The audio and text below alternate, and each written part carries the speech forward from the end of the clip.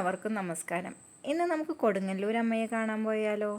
ഇത് തൃശ്ശൂർ ജില്ലയിൽ കൊടുങ്ങല്ലൂരുള്ള ഒരു ക്ഷേത്രമാണ് ശ്രീ കുരുമ്പ ഭഗവതി ക്ഷേത്രം. ഈ ക്ഷേത്രത്തിന് ലോകാംബിക ക്ഷേത്രം എന്നും പേരുണ്ട് കേട്ടോ. ഇവിടുത്തെ പ്രധാന പ്രതിഷ്ഠ എന്ന് പറയുന്നത് ഭദ്രകാളിയാണ്. കേരളത്തിലെ തന്നെ ആദ്യത്തെ കാളിക്ഷേത്രം എന്ന് പറയുന്നത് ഈ കൊടുങ്ങല്ലൂർ ക്ഷേത്രമാണെന്നാണ് പറയപ്പെടുന്നത്. അതുകൊണ്ട് തന്നെ കേരളത്തിലത്തെ ഭഗവതി ക്ഷേത്രങ്ങളുടെയൊക്കെ മാതൃസ്ഥാനം എന്ന് പറയുന്നത് ഈ ക്ഷേത്രമാണ്. ഇവിടെ ദേവീനെ വരിക്കപ്ലാവിലാണ് നിർമ്മിച്ചിട്ട് പ്രതിഷ്ഠിച്ചിട്ടുള്ളത്. വടക്കോട്ടാണ് ദർശനം മെയിനായിട്ട് വരുന്നത്. പിന്നെ ഇവിടെ പരമശിവൻ്റെ പ്രതിഷ്ഠയുണ്ട്, അത് കിഴക്കോട്ടാണ് ദർശനം വരുന്നത്. ഇവിടെ പരമശിവൻ ഉണ്ടെങ്കിലും കൂടെ കൊടുങ്ങല്ലൂർ അമ്മ എന്ന് ആണ് ഈ അമ്പലം മെയിനായിട്ട് അറിയപ്പെടുന്നത്.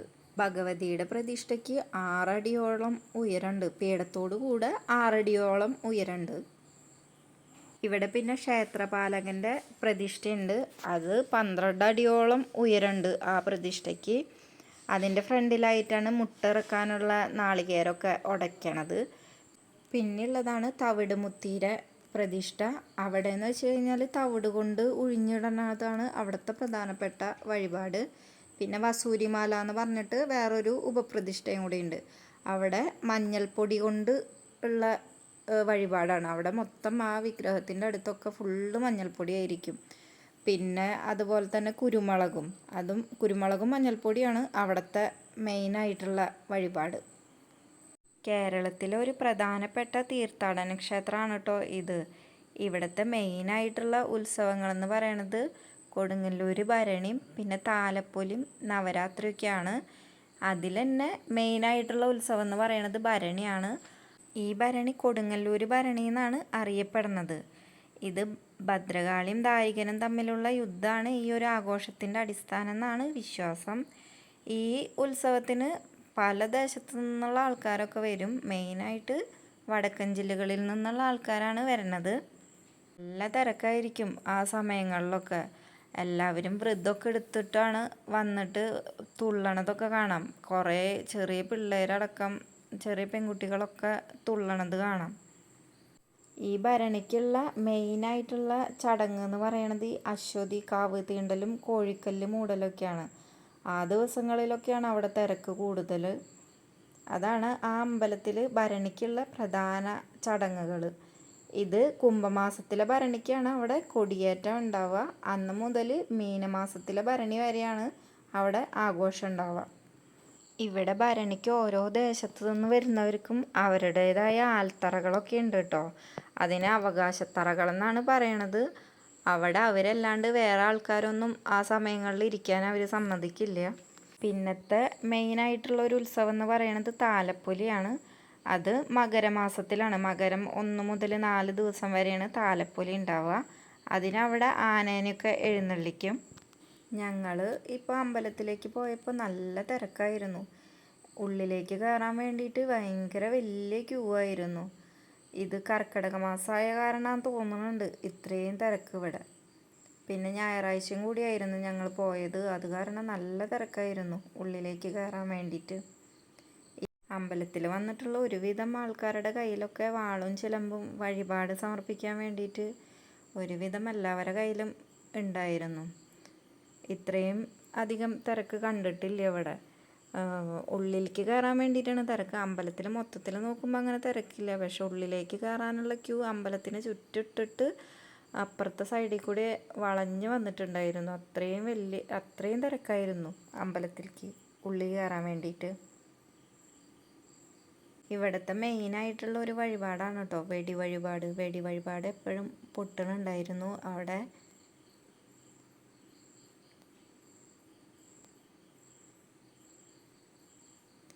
ഈ കാണുന്നതാണ് കേട്ടോ തവിട് മുത്തി എന്ന് പറയണത്. ഇവിടെ ആൾക്കാർ തവിട് തലയിൽ കൂടി ഉഴിഞ്ഞിട്ട് അവിടെ ഇടുന്നുണ്ടായിരുന്നു. ഇതാണ് അമ്പലത്തിൻ്റെ ഉള്ളിലേക്ക് കയറാനുള്ള ക്യൂ ആണ് ഈ കാണുന്നത്.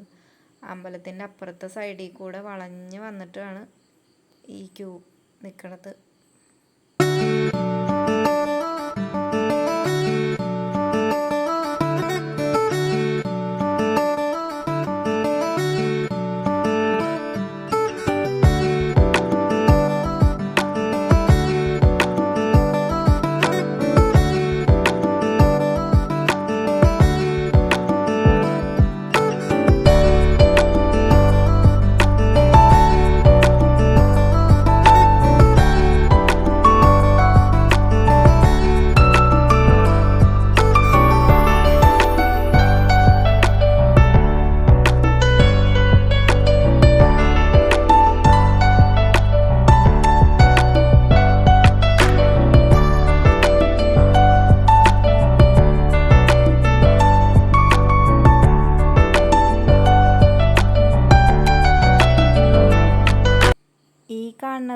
വാസൂരിമാല. ഇത് പടിഞ്ഞാറേ നടയിലാണ് ഈ പ്രതിഷ്ഠ. ഇവിടെ മഞ്ഞൾപ്പൊടി ആടിക്കലാണ് ഇവിടുത്തെ മെയിനായിട്ടുള്ള വഴിപാട്. മഞ്ഞൾപ്പൊടിയും കുരുമുളകൊക്കെ അവിടെ തൂവണുണ്ടായിരുന്നു. ഇത് അമ്പലത്തിലേക്ക് ഉള്ളിലേക്കുള്ള ക്യൂ ആണ് ഈ കാണുന്നത്.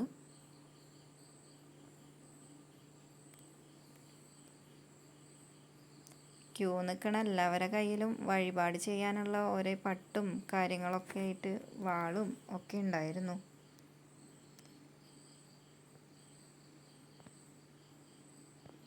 ഇത് അമ്പലത്തിലേക്ക് വഴിപാടായിട്ട് കിട്ടണ കോഴികളാണ് കേട്ടോ. കോഴി ചാത്തന്മാർ ഇവിടെ സൈഡിൽ തന്നെ ഒരു കൂട്ടിൽ ഇട്ടിട്ടുണ്ട്. അതിൻ്റെ അപ്പുറത്ത് തന്നെയായിട്ട് അമ്പലക്കുളമുണ്ട്. അമ്പലക്കുളത്തിൽ നിറയെ മീനുകളുണ്ടായിരുന്നു. ചെറിയ മീനുകളാണ്.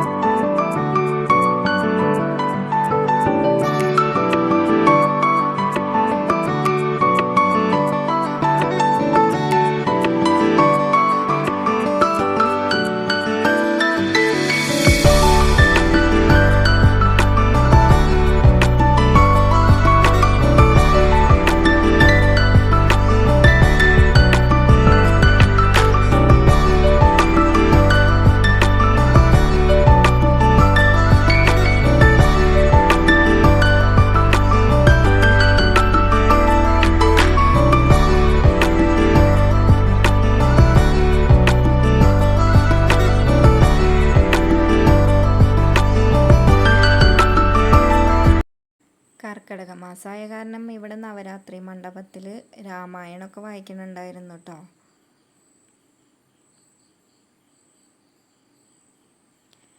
ഞങ്ങൾ ഈ വർഷത്തെ ഈ 2025 ഭരണിക്ക് പോയിട്ടുണ്ടായിരുന്നു. ഭരണി എന്ന് വെച്ച് കഴിഞ്ഞാൽ ഭരണിയുടെ അന്നല്ല, വേറെ ദിവസം പോയിട്ടുണ്ടായിരുന്നു. അപ്പോഴത്തെ കാഴ്ചകളാണ് കേട്ടോ ഇത്. അവിടെ എല്ലാ മരത്തുമ്മലും ഇങ്ങനെ കുറേ കൊടി ഇങ്ങനെ ഞാത്തിയിട്ടിട്ട് കാണാം. ഫുള്ള് റെഡ് മയമായിരിക്കും അവിടെ. അതുപോലെ കോഴിക്കല്ല് മൂടലും എല്ലാം നല്ല രസമാണ് കാണാൻ വേണ്ടിയിട്ട്.